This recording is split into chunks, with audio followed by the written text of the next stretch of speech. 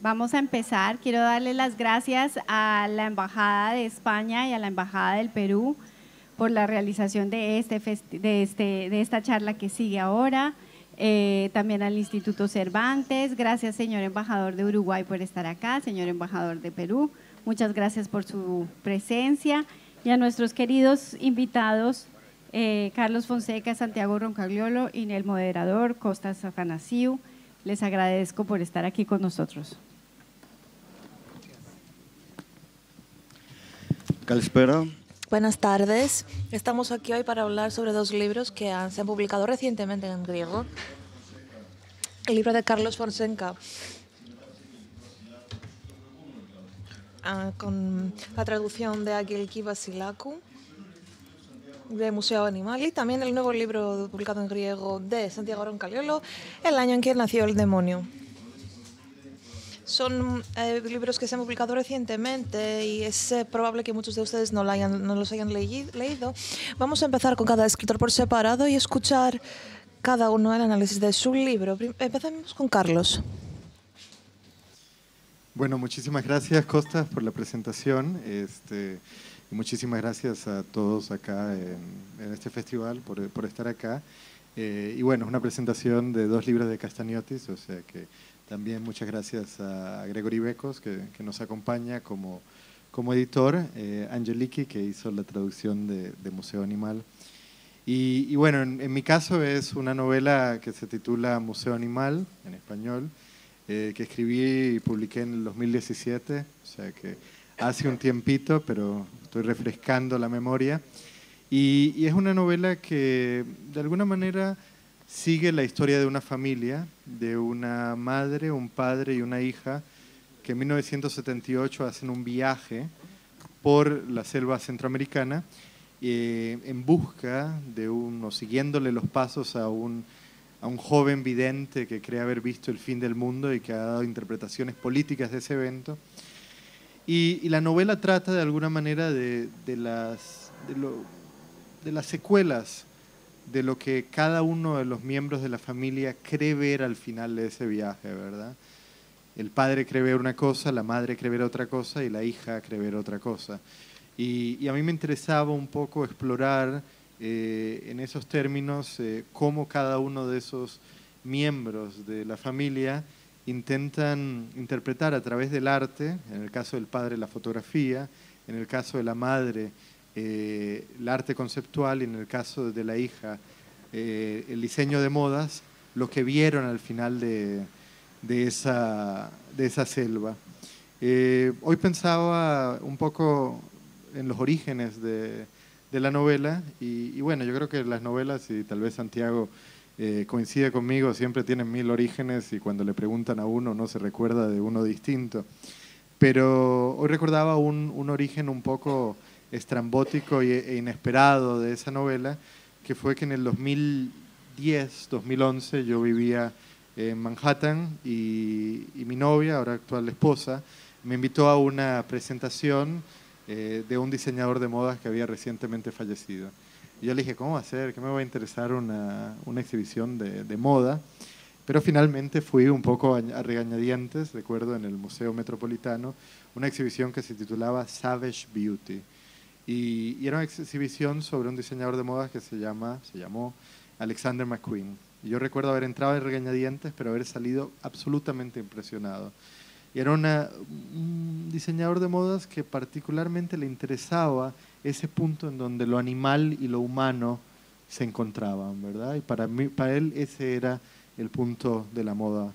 Entonces es una novela que de alguna manera toma esa figura, lo convierto yo en la diseñadora de modas y exploro de todo ese contacto entre lo animal y lo humano en relación a esta saga familiar, de cómo una familia se separa, pero también cómo una familia intenta buscar en el arte una forma de encontrar sentido a lo que vieron al final del trayecto.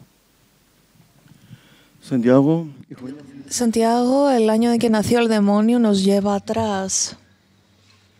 Santiago, el año en que nació el demonio nos lleva hacia atrás, a la época de virreinato de Perú en siglo XVI. Habla un poco sobre el libro. Bueno, a mí siempre me interesa en mis libros explorar las figuras que nos dan miedo, los personajes, las maneras de ser que nos aterran, los monstruos, vaya, los terroristas, abusadores, asesinos, y mostrar y explorar la humanidad de los monstruos, cómo alguien se convierte en un monstruo, o cómo posiblemente una sociedad llama monstruo a lo que no entiende y lo culpa de los errores de esa sociedad, como un chivo expiatorio. Y en este caso me interesaban las brujas, me interesaba la idea de bruja y me interesaba en particular que, por lo menos en la lengua española, suelen ser brujas. Hay brujos, pero es raro. Suelen ser de otras culturas y el concepto occidental de bruja está muy asociado a las mujeres, ¿no? Y entonces, investigando, encontré un manual de la Inquisición del siglo XV, el martillo de las brujas, el Maleus Maleficarum, que era maravilloso. Bueno, maravilloso no es la palabra, era interesante. Y una de las cosas o sea, entre las miles de cosas muy impresionantes sobre la feminidad y la masculinidad y las brujas, que ponía el libro, decía, si te acuestas con una bruja y no tienes potencia genital, no es culpa tuya, es culpa de la bruja. Si el demonio te posee y haces un hijo en una mujer, no es hijo tuyo, es hijo del demonio, así que ya se ocupará ella de él. Y me impresionó cómo este concepto había sido diseñado, acuñado para culpar. En la tradición de Eva, ¿no? En la tradición católica, estábamos todos muy bien en el paraíso, pero nos echaron por culpa de una mujer.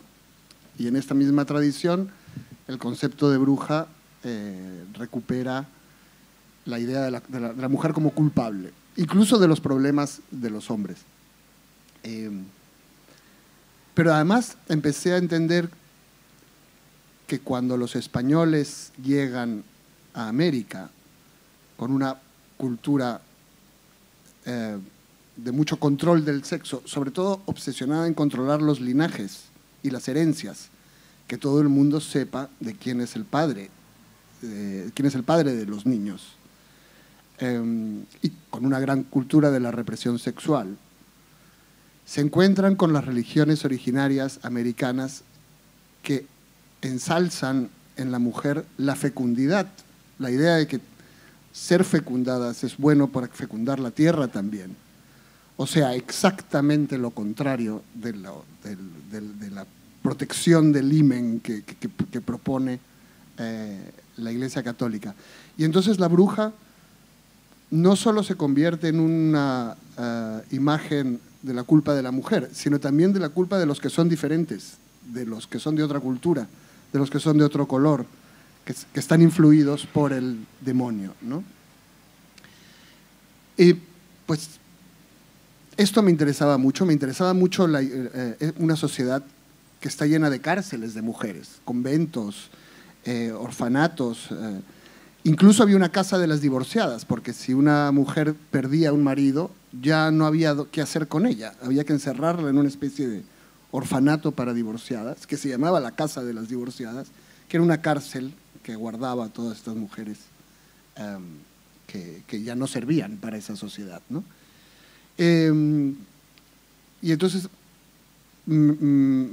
cada vez me fascinaba más este universo del siglo XVII, pero ya la guinda fue descubrir que en realidad era muy difícil distinguir a las brujas de las santas, porque no hay una prueba científica, bueno, en realidad ni siquiera existía la ciencia como tal, y mucho menos una evidencia clara de si una mujer, que distinga si una mujer está hablando con el demonio y haciendo hechizos, o está hablando con Dios y haciendo milagros.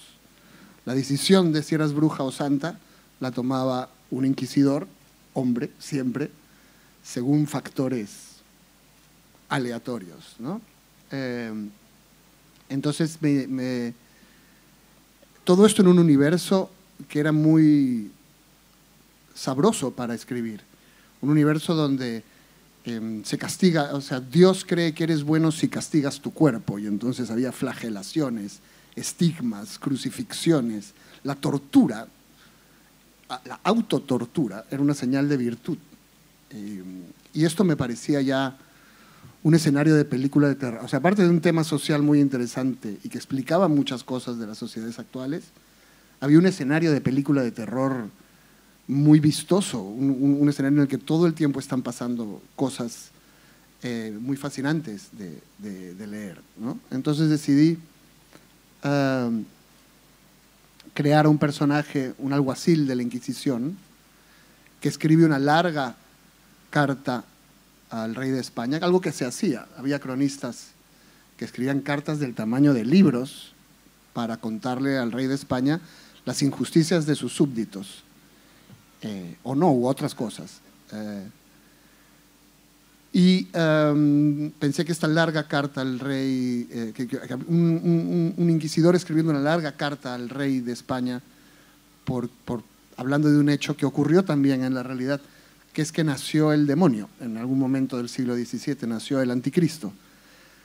Hoy lo consideraríamos un niño con malformaciones, un siamés posiblemente, pero en ese momento era evidentemente Satanás, ¿no? Las cosas no se explicaban científicamente tampoco en esto. Y entonces, a partir de esta investigación, este inquisidor tiene que dilucidar por qué ha venido el demonio a esta ciudad. Y la principal sospechosa es una mujer que existió en la realidad, Santa Rosa, y que es difícil saber si es una bruja o es una santa, y que en efecto se libró este debate en esta sociedad. Ella la investigó la Inquisición y luego la canonizaron como santa. Y luego a sus amigas casi las queman a todas por hacer las mismas cosas que ella. Y en este universo pensé que había una gran historia sobre las sociedades que seguimos teniendo, porque esta historia ocurre en lo que hoy es territorio peruano, pero está hablando de España. Esto era una provincia de España, y eso es lo que era España y América, y lo que, según van las cosas, podríamos volver a hacer también. Y en ese sentido había una historia que también tenía muchos reflejos del mundo actual, y un universo de terror para hacer algo que a mí me gusta mucho, que es que las historias sean te tengan del cuello, ¿no? Y siempre hay un misterio y quieres saber qué va a ocurrir. Eso es en general. Carlos.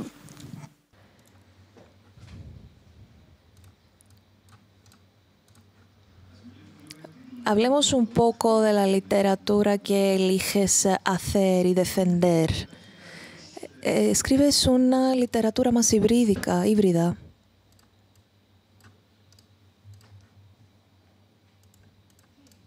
Ahora sí, vale. Vamos a repetir entonces. Vamos a hablar sobre la literatura que escribes y que eliges defender y seguir.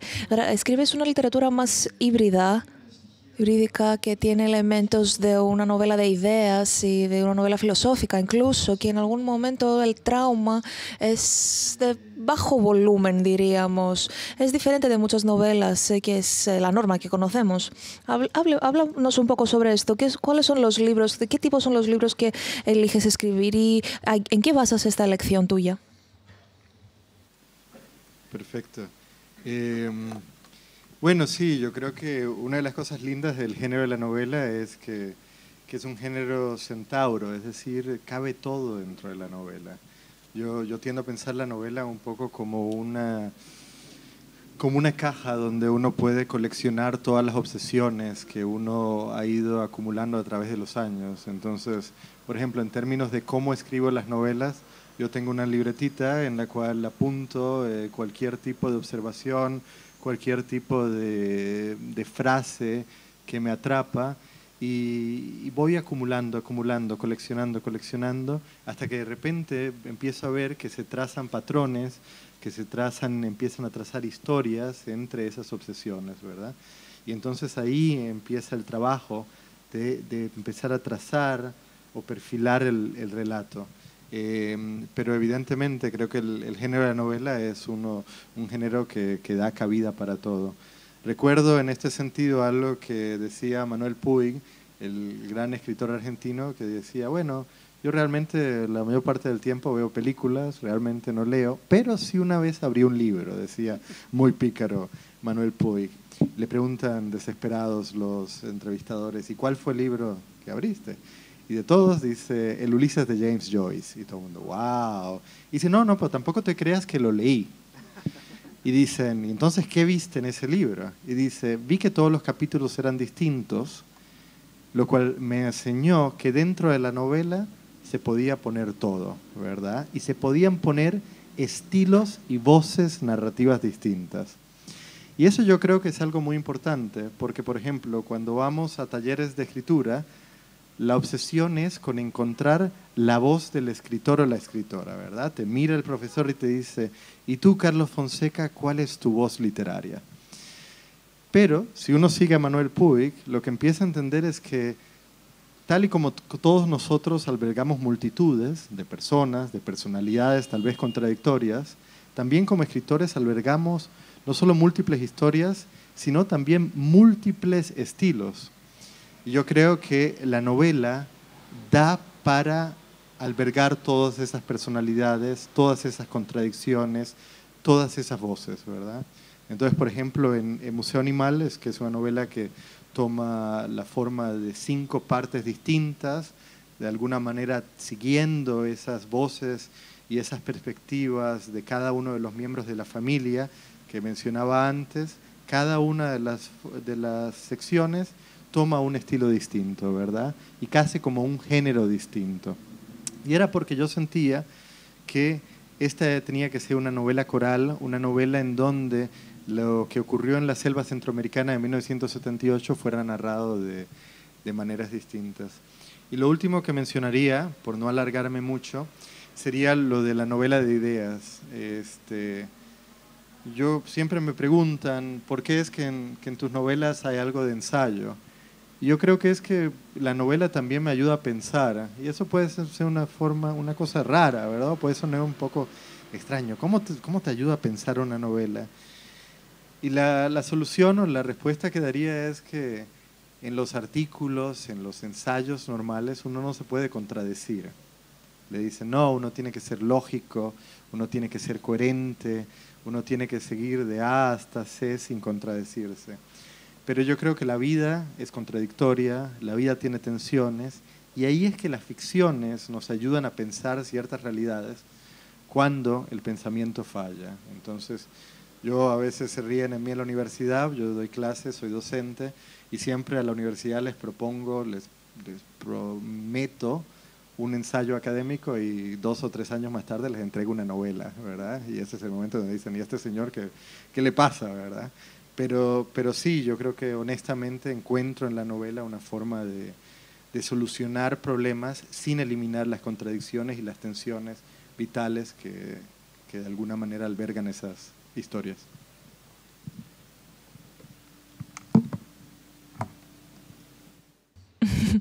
Bien, ¿se me oye? ¿Se me puede oír? Sí. En esta conversación, el título dice que hablemos más sobre la relación entre literatura e historia.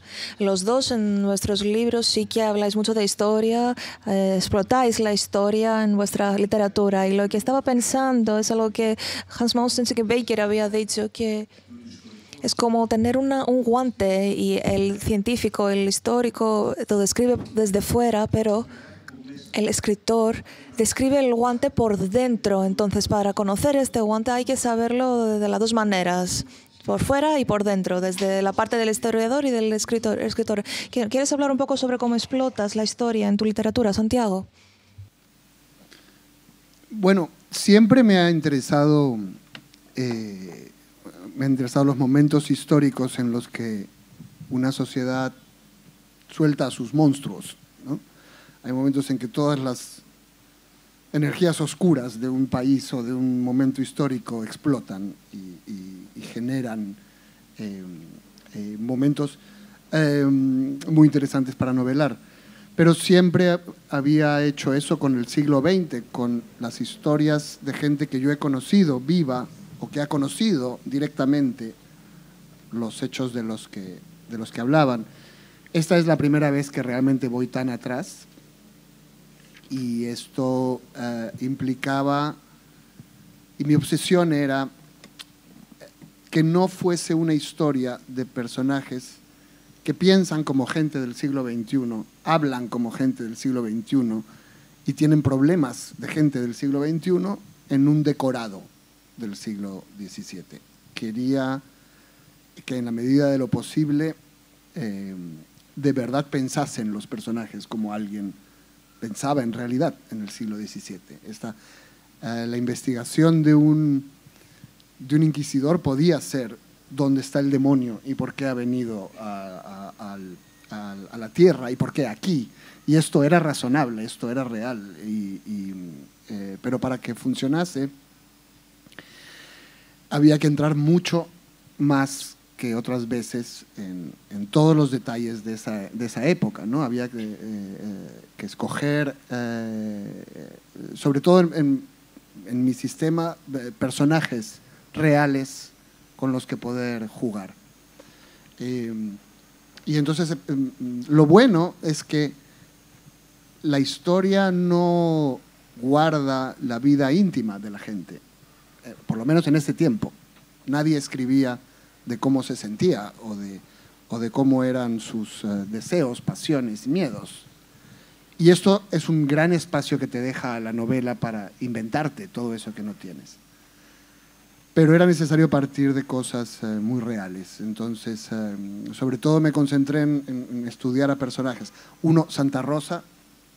Santa Rosa es muy difícil, aún para mí, saber si es una santa o una bruja o una psicótica, porque se tortura de una manera tan atroz que hoy en día la recluiríamos en un psiquiátrico. O una mujer libre, una mujer que consiguió una vida independiente, sin ser lo que había que ser. Incluso llegó a ser muy poderosa y muy famosa porque sus milagros atraían a la población.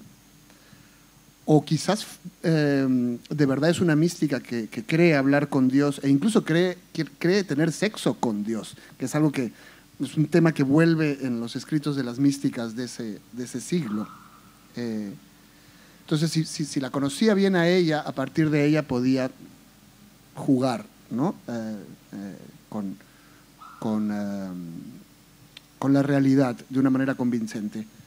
Me interesó el virrey Esquilache, un virrey real también, que llegó al poder a braguetazos y que era en realidad moderno, era amigo de Lope de Vega, liberal, promovió el teatro y las artes, las cosas de la Inquisición le parecían supersticiones de mojigatos, pero era un corrupto y un mujeriego y un abusador como casi todos los que gobernaban algo en ese momento igual. Entonces también era un personaje igual de ambiguo que Santa Rosa. Me gustan los personajes que no terminas de saber y no hay manera histórica de saber si son buenos o malos, qué es lo que son dentro, ¿no?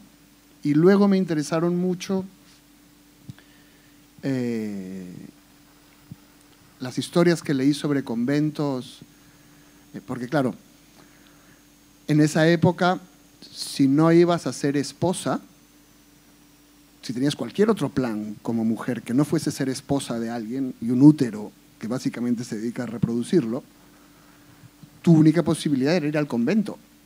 Eso quiere decir, si querías ser poeta, ibas al convento. Si querías hacer música, ibas al convento. Si querías correr toros, ibas al convento. Si querías ser lesbiana, ibas al convento. Si querías tener amantes, ibas al convento. Algunos eran rigurosos y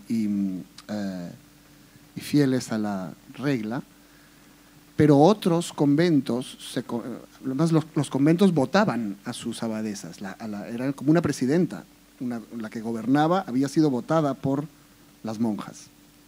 Y entonces algunas, en realidad lo que hacían era convertir a sus conventos en repúblicas liberadas de mujeres que vivían mucho más libres dentro de los muros del convento que las mujeres que vivían fuera de los muros del convento. Y hubo virreyes y obispos que tomaron por asalto militar los conventos, hartos de los escándalos de las monjas, y hubo otros que nunca se enteraron de lo que pasaba ahí, ¿no?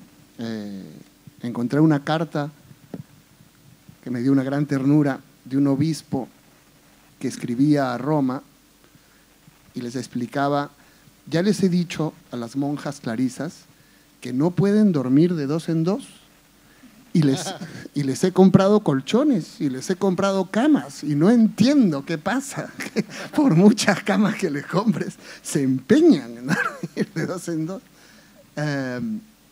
Y estas también eran historias de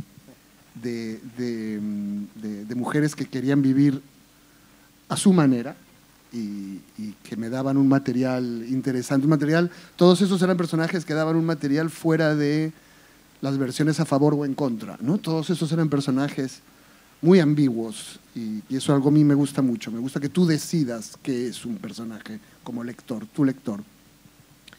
Y a partir de estos personajes que son reales, ya yo tenía margen para tejer las relaciones entre ellos, ¿no? Toda la ficción es cómo estos se hablan, cómo se relacionan, qué quieren, pero esto ya no se me puede contradecir porque no está escrito. Si todo esto ocurrió, no lo sabríamos. Y eso es el mejor material para una novela, ¿no? Tratar de llegar a través de la ficción a donde ya no llega la realidad. Supongo que esa es la razón por la que escribimos novelas. Carlos.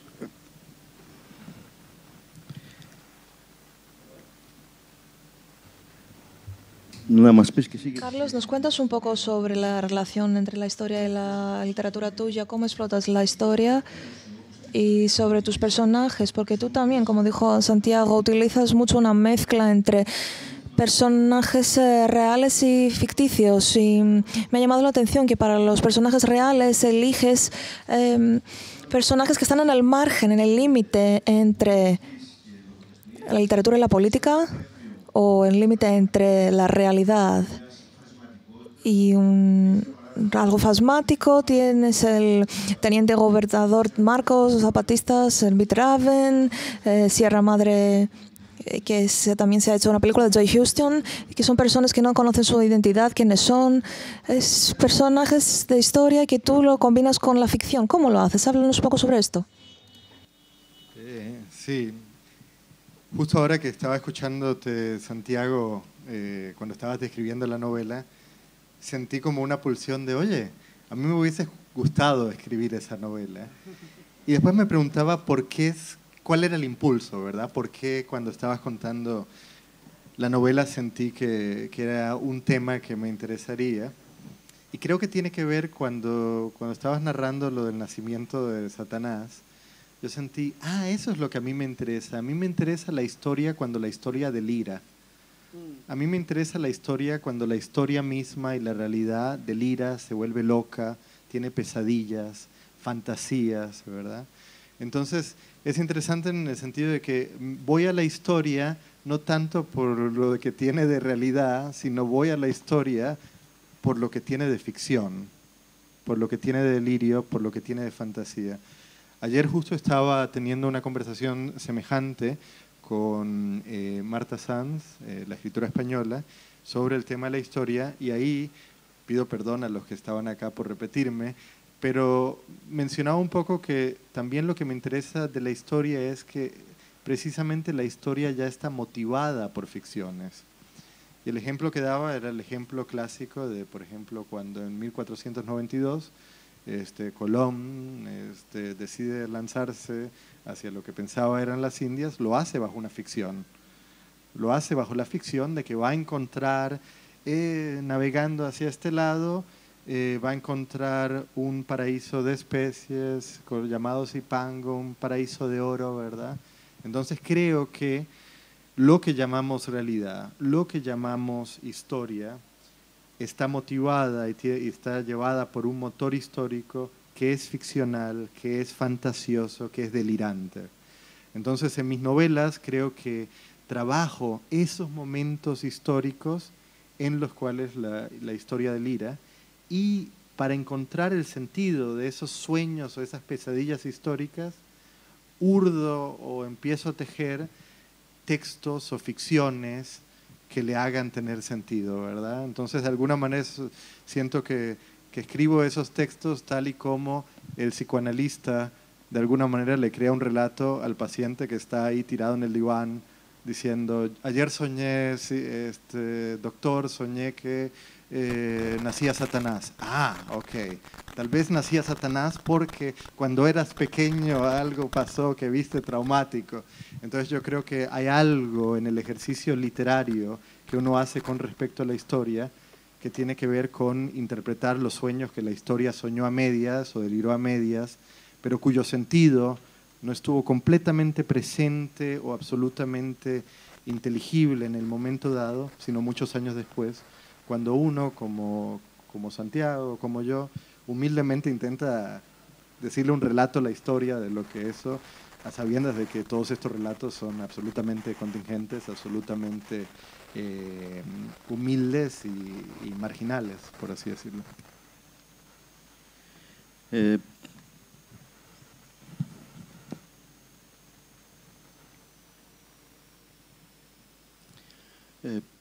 Antes, en el pasado, en el pasado seguro, había en Europa una imagen sobre América Latina, una imagen muy estereotípica, algo folclórica, algo exótica, una imagen sobre no solo sobre América Latina, y de su literatura también hablaban más de realismo mágico, más de realismo mágico, más de realismo mágico.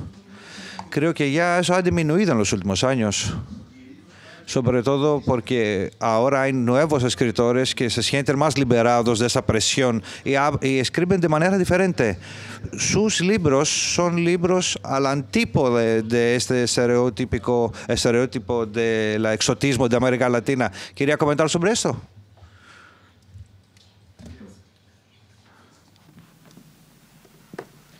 Bueno, yo supongo que yo vengo de una generación que ya no encontraba que hubiese nada más que crecimos leyendo el boom, y no solo leyendo, o sea, los escritores del boom eran mucho más que escritores, eran candidatos a presidentes, viajaban con Fidel Castro, se ganaban premios Nobel, cenaban con Clinton, era una dimensión de personaje que no solamente era muy difícil tratar de hacer así, sino que no quedaba mucho que aportar ahí. Y yo también creo que en el caso de los que empezamos a escribir en los 90, bueno, empezamos a escribir con el sueño liberal. Se había caído la Unión Soviética, todo eso era mentira, y parte de ese sueño es, ahora ya no somos exóticos, ahora ya vamos a ser como Nueva York.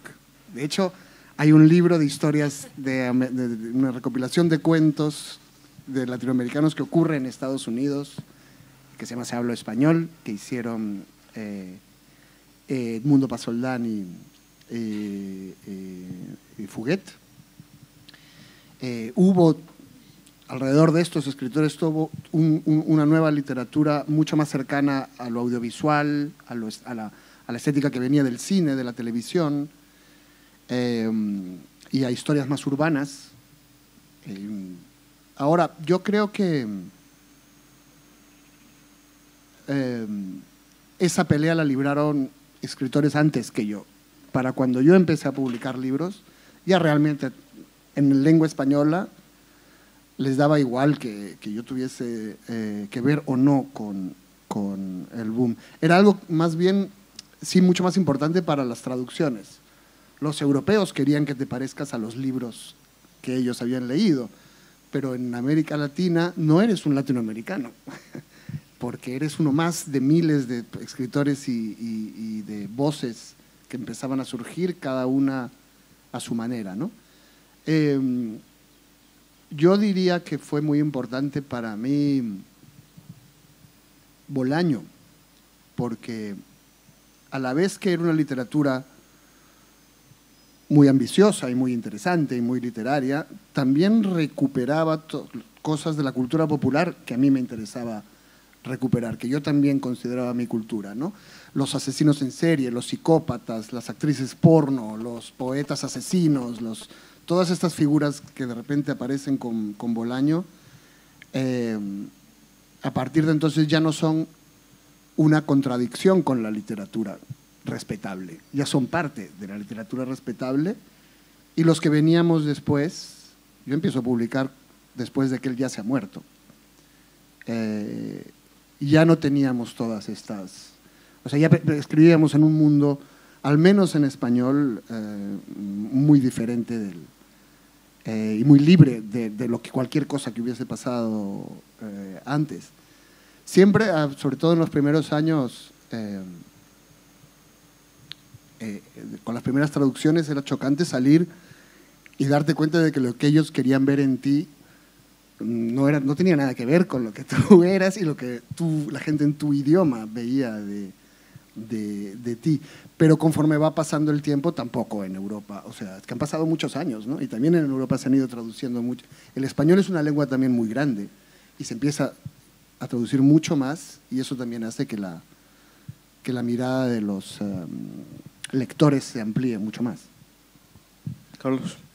Sí, no, yo estoy completamente de acuerdo con Santiago, es decir, yo creo que autores como Roberto Bolaño nos quitaron un peso a los que empezamos a escribir después de sus libros, de esa expectativa de tener que decir no somos realistas mágicos, ¿verdad? Y yo creo que no solo nos quitó esa expectativa, sino que, o esa pelea que tenía que de alguna manera ejercer cualquier escritor latinoamericano, pelearse con García Márquez, por así decirlo, sino que algo bueno que ha sucedido y que yo veo en la generación que empezó a escribir, yo creo en los 2010 o por ahí, es que también empezó a desarticular el mito del realismo mágico, porque yo creo que también hay algo medio de mito de que el realismo mágico era el código estético de todo el boom latinoamericano, ¿verdad? Es decir, sí... Exacto, justo ahí iba a decir, sí de 100 años de soledad, pero el otoño de Patriarca es otra cosa completamente distinta, y García Márquez tiene textos muy de lo Hemingway. Cortázar, no realismo mágico, el propio Vargas Llosa, otra cosa completamente distinta. Estábamos hablando de Onetti, ¿verdad? Entonces yo creo que de alguna manera el código, la palabra o la categoría realismo mágico incluso le acabó jugando una mala pasada al boom latinoamericano durante muchos años. Y algo que me alegra muchísimo que he visto en los recientes años es que ese mito de alguna manera se está desarticulando. Y por dar un ejemplo que me pareció súper interesante fue el hecho de que cuando Fernanda Melchor publica Temporada de Huracanes, que fue recientemente publicada en griego, le preguntan ¿cuáles fueron tus influencias? Y dice, yo leí El otoño del patriarca. Y a mí lo que me encantaba de esa respuesta era que Fernanda Melchor estuviera diciendo que ella estaba haciendo realismo mágico, no, sino que había que regresar a García Márquez y había que releer El otoño del patriarca, la novela del 75, hasta darse cuenta que ahí no había realmente nada más realismo mágico, sino una serie de estrategias literarias que nos daban la posibilidad de narrar nuestro presente político, en su caso el presente político veracruzano, mexicano, de los años recientes. Entonces yo creo que andamos en un buen momento para, de hecho, regresar a esas lecturas que hacíamos de adolescentes, en donde tal vez nos peleábamos un poco con el boom y darnos cuenta que incluso ahí había una especie de riqueza literaria que iba mucho más allá de las expectativas que el mercado literario global, como de alguna manera, proyectaba sobre América Latina. De hecho, a mí me pasó eso el año pasado. Mientras investigaba para el año en que nació el demonio, resulta que llevaba muchos años sin leer a García Márquez, odiando profesionalmente a García Márquez, dejando claro que no me parezco a García Márquez, ni me quiero parecer, ni soy amigo de nadie que se parezca a García Márquez. Pero a la hora de investigar para el año en que nació el demonio, resulta que él tiene una novela que ocurre en el virreinato. Entonces era inevitable leer Del amor y otros demonios. Y leí esta novela solamente porque no podías prescindir de ella y me fascinó.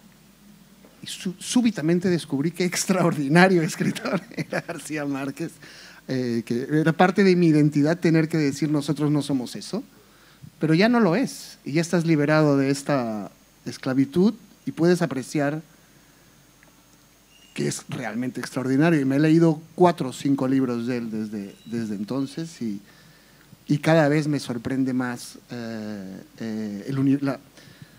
bueno, lo que te sorprende de un artista, que nadie puede escribir como él, que a nadie más se le ocurriría eso que está ahí escrito en estos papeles, ¿no? Incluso en el último, que fue muy criticado y tengo mucha gente diciendo que es muy mala la novela póstuma de García Márquez. A mí no solamente me parece buena, sino que pienso que es increíble que si esta es la mala, es mucho mejor que un montón de escritores en sus mejores novelas.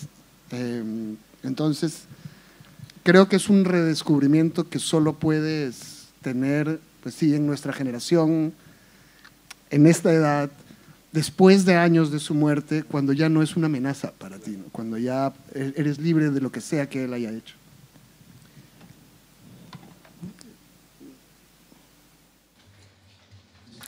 Desafortunadamente no tenemos mucho tiempo, nos quedan 2-3 minutos. Si quieren ustedes un comentario final,